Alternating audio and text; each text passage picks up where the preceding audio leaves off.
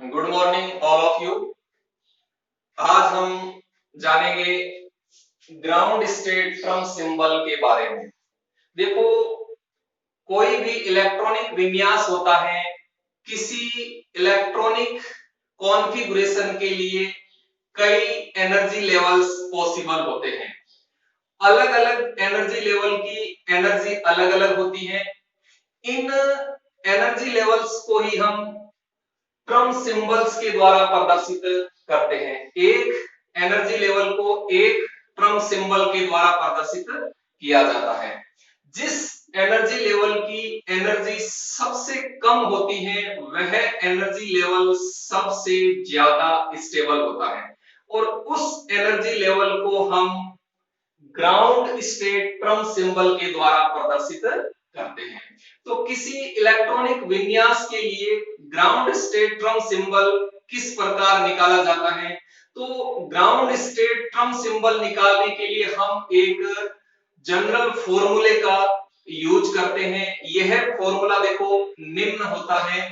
यह फॉर्मूला होता है 2s प्लस 1 LJ। इस फॉर्मूले के द्वारा हम ग्राउंड स्टेट ट्रंक सिंबल निकालते हैं किसी इलेक्ट्रॉनिक कॉन्फ़िगरेशन के लिए।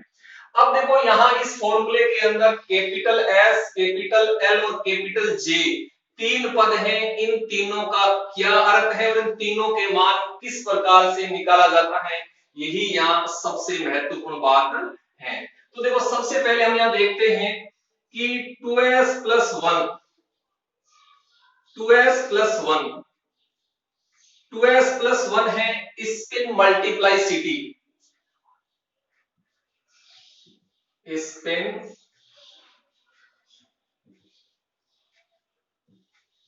मल्टीप्लाइसिटी और कैपिटल एस का अर्थ होता है total spin angular momentum.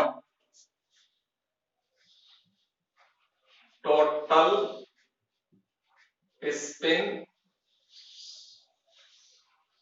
Angular momentum और कैपिटल एल का अर्थ होता है total orbital angular momentum. Total orbital angular momentum. अब देखो, L की वैल्यू है वो 0, 1, 2, 3, 4, 5 आगे कुछ भी प्राप्त हो सकती है। तो L के एक विशेष मान के लिए विशेष पद का हम प्रयोग करते हैं।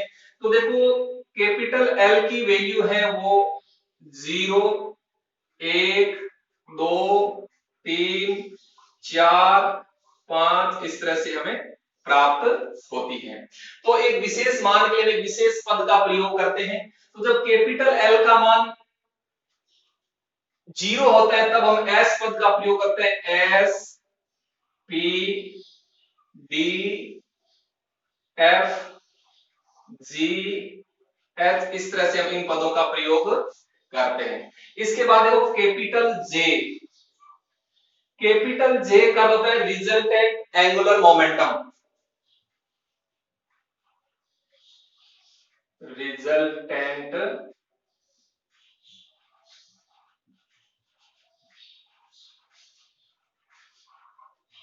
Angular momentum. ठीक। अब देखो, कैपिटल J की वैल्यू कैसे निकालते हैं? Capital J is equal to होता है capital L plus minus S।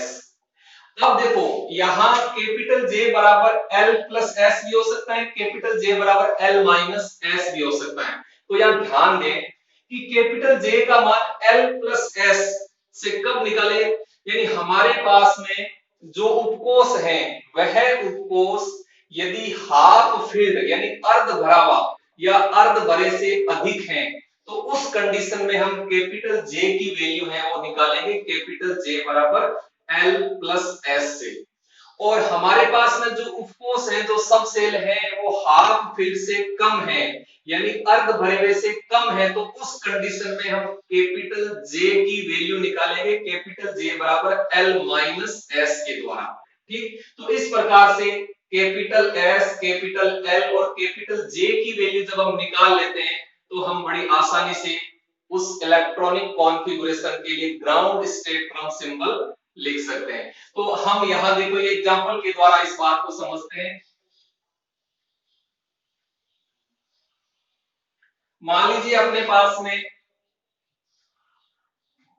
P2 electronic विन्यास है, इसके लिए हमें ग्राउंड स्टेट ट्रांस सिंबल निकालना है।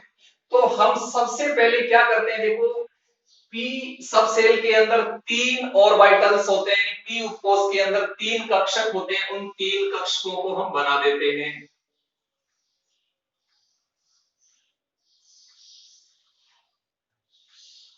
ये 3 कक्षक हो गए। अब इन कक्षकों के लिए मैग्नेटिक क्वांटम नंबर यानी चुंबकीय क्वांटम संख्या के मान लिख देते हैं। तो इनकी चुंबकीय क्वांटम संख्या का मान होता है +1, 0 और -1। अब हम इन 3 ऑर्बिटल्स के अंदर 2 इलेक्ट्रॉन पाउली के अपवर्जन नियम एवं हुंड के अधिकतम बहुपता नियम के अनुसार भर देते हैं। तो पहला इलेक्ट्रॉन यहां और दूसरा इलेक्ट्रॉन यहां भर देते हैं। ठीक, अब हम क्या करते हैं, सबसे पहले कैपिटल एस की वैल्यू निकालते हैं। कैपिटल एस का मान निकालते हैं n बटा 2, ny2। यहां n क्या है, n है नंबर ऑफ अनपेयर्ड इलेक्ट्रॉन्स, यानी अयुग्मित इलेक्ट्रॉनों की संख्या। अयुग्मित इलेक्ट्रॉनों की संख्या जितनी है उसके अंदर जब हम 2 का भाग लगा देते हैं तो हमारे पास में कैपिटल एस की वैल्यू आ जाती है। तो देखो कैपिटल एस बराबर क्या हो जाएगा, ny2, जहां n है नंबर ऑफ अनपेयर्ड इलेक्ट्रॉन्स, तो यहां देखो अयुग्मित इलेक्ट्रॉन्स 2 हैं, तो यहां हम 2 बटा 2, तो s की वैल्यू आ जाती है अपने पास में 1, s की वैल्यू 1 आ जाती है। टोटल स्पिन एंगुलर मोमेंटम की वैल्यू 1 आ जाती है। अब हम क्या करते हैं, स्पिन मल्टीप्लाइसिटी का मान निकाल लेते हैं। तो स्पिन मल्टीप्लाइसिटी का मान निकालने के लिए हम 2s प्लस 1 इस फॉर्मूले का उपयोग करते हैं, यूज करते हैं या काम में लेते हैं। तो देखो 2s प्लस 1, s का मान 1 है, तो 2 गुणा 1 प्लस 1, तो यहां अपना आ जाता है 2 प्लस 1, तो यहां आ जाता है 3। तो स्पिन मल्टीप्लाइसिटी का मान आ गया 3। यहां एक बात ध्यान दें कि जितने अनपेयर्ड इलेक्ट्रॉन्स होते हैं उनसे एक अधिक स्पिन मल्टीप्लाइसिटी का मान आता है। जैसे यहां अपने पास में अनपेयर्ड इलेक्ट्रॉन 2 है, तो स्पिन मल्टीप्लाइसिटी का मान आ गया 3। तो अपने पास में कैपिटल एस की वैल्यू और स्पिन मल्टीप्लाइसिटी की वैल्यू आ गई है। अब हम देखो कैपिटल एल की वैल्यू निकालते हैं। तो कैपिटल एल की वैल्यू निकालने के लिए हम एक फॉर्मूले का उपयोग करते हैं।